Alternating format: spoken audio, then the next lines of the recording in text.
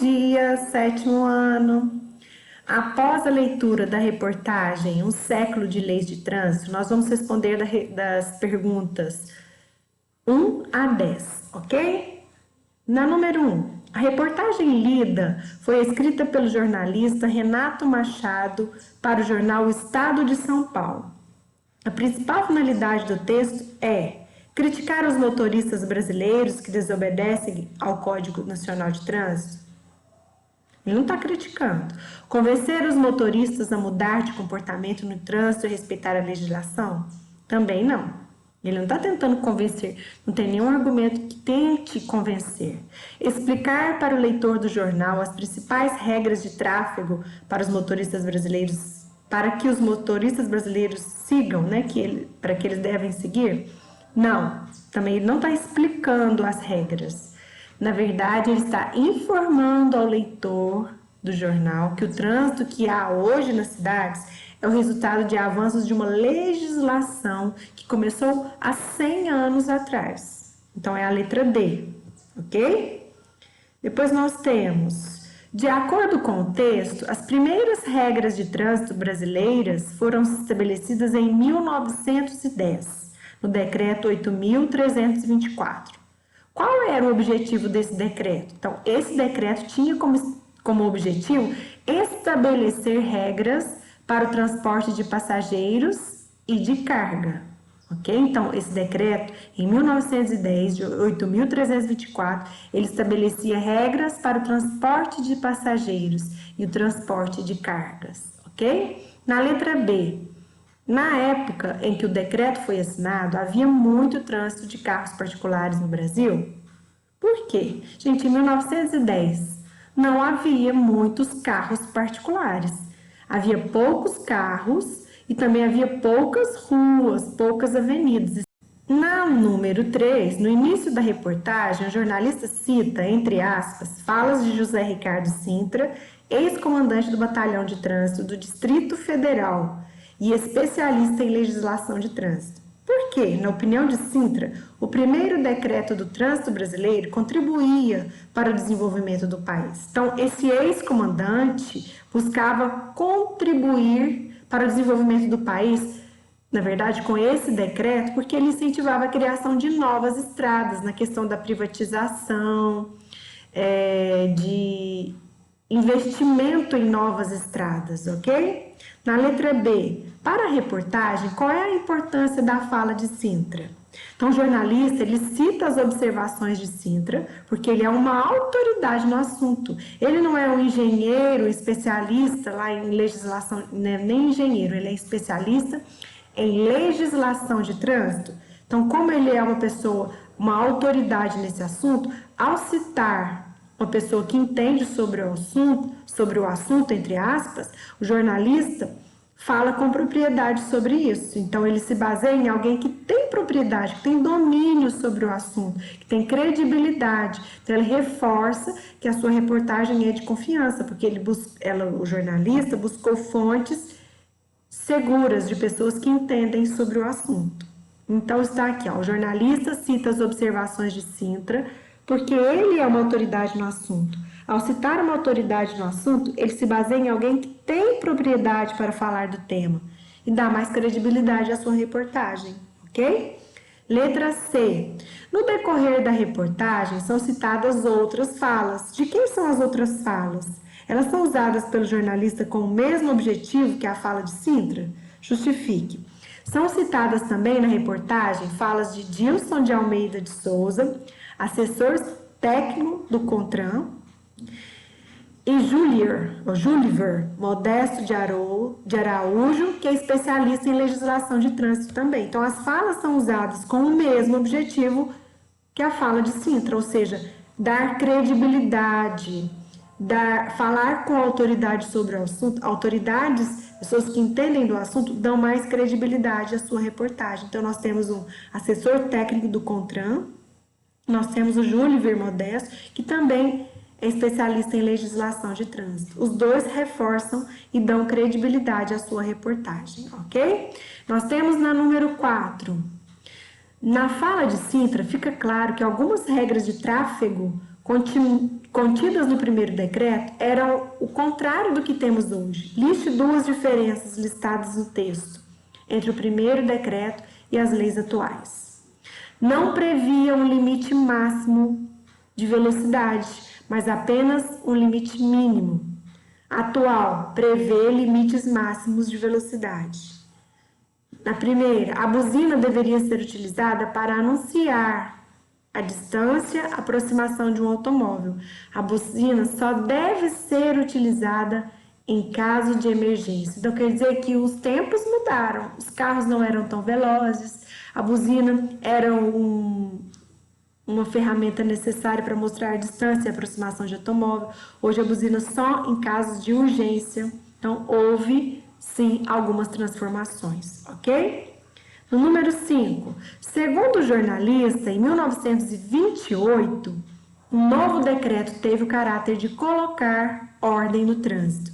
O que foi determinado por essa legislação? Foi determinado que os veículos circulassem pela direita, que fossem instaladas placas com números para identificá-los. Além disso, essa lei estabeleceu que as ruas fossem sinalizadas e previu a criação de uma polícia das estradas. Embrião, foi o comecinho, né, da polícia rodoviária, já que essas polícias das estradas foi a origem da polícia rodoviária. Hoje nós temos a Polícia Rodoviária Federal, ok? Vamos para a número 6. Na número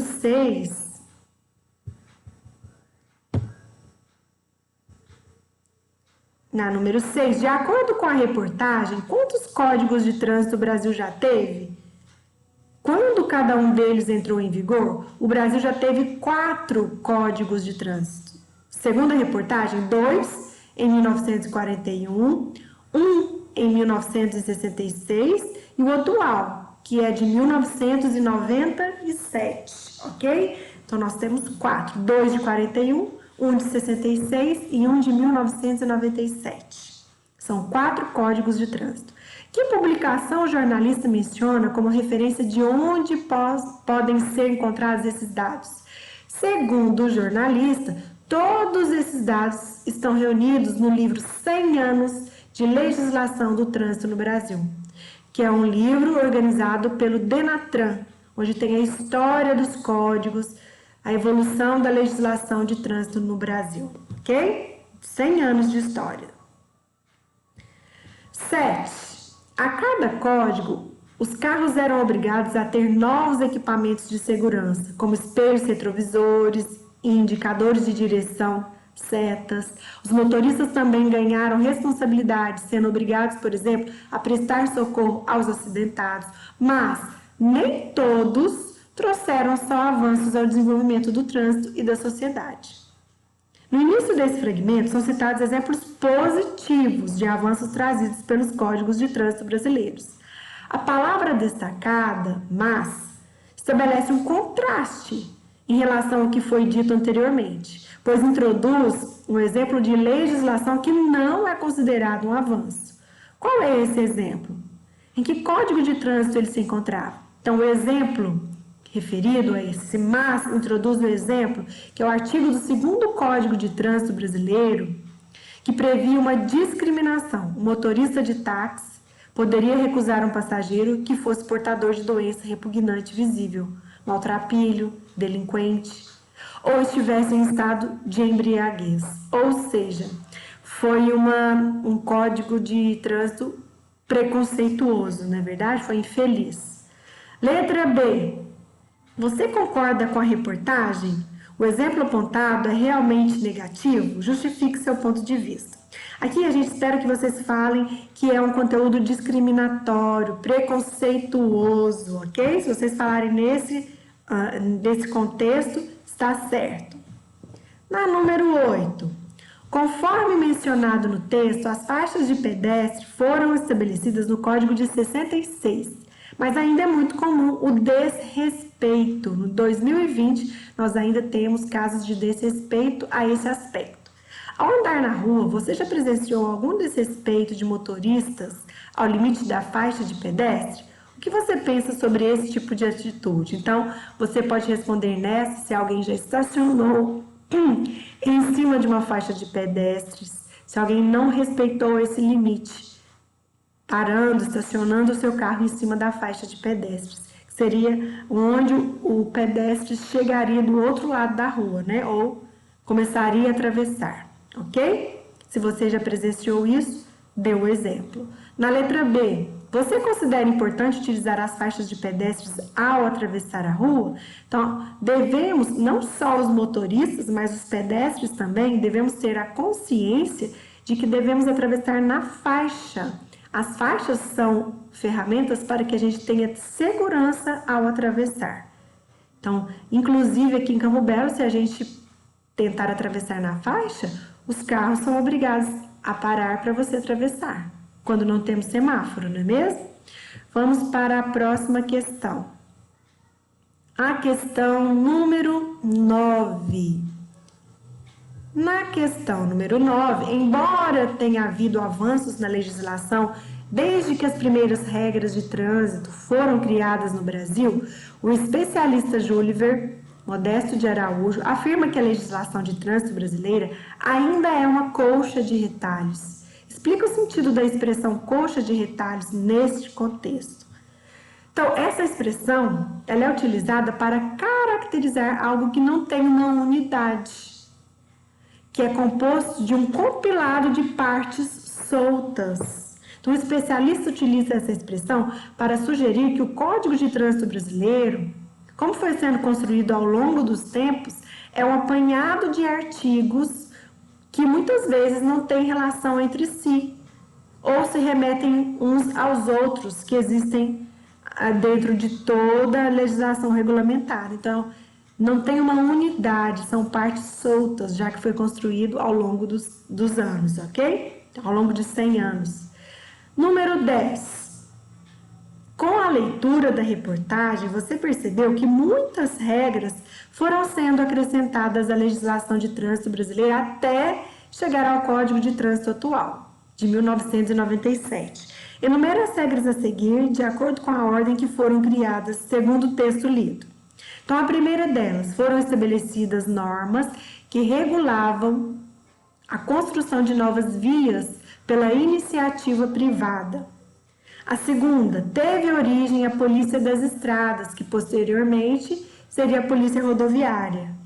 A terceira, os carros passaram a ter obrigatoriamente equipamentos de segurança, como, por exemplo, os retrovisores. Quarta, foram criadas as faixas de pedestres e o uso do cinto de segurança passou a ser obrigatório. Quinta e última, a administração do trânsito passou a ser responsabilidade de cada município. Ok? Então, ficou 3, 1, 5, 2, 4. Pessoal, então assim a gente conclui a correção dessas páginas. Um beijo, fiquem com Deus!